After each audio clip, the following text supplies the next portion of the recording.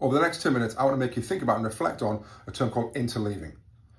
Now, I often hear people getting mixed up with interleaving or thinking it's exactly the same as spacing. Now, it is linked to spacing, and if you watch a previous video that I've talked about spacing, where it's leaving time in between retrieval activities so students almost get time to forget it, interleaving is kind of mixed with that, but it's also a very, very separate skill. And what interleaving is actually comparing and contrasting two skills side by side.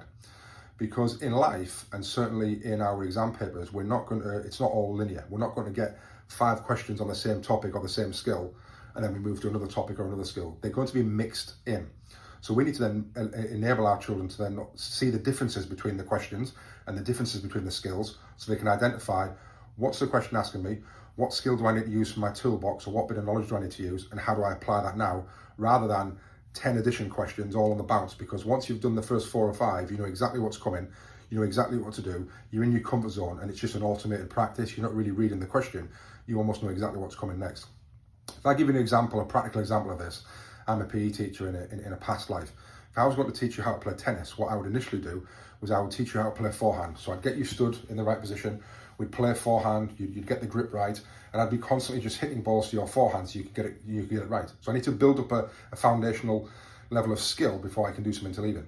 Then I would then go to backhand, and we would change our stance, we'd change our grip, we'd play backhand.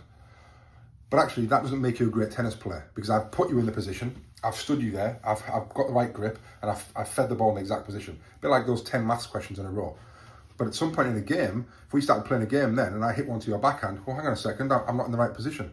I need to get you in a position to be able to identify where the ball's coming, identify the question or the problem, and react. So what I would start to do after I've got you very good at backhand and very good at forehand is I would start to vary the feed. Now say, right, you're now going to stand face on, and I'm going to throw the ball either left or right, and you've got to identify what's coming and get in the right position and hit the right ball. That is a perfect example of interleaving, because I need to work out what's the problem, what's in my toolbox, and how do I react. And we can do that very easily in our classrooms as well.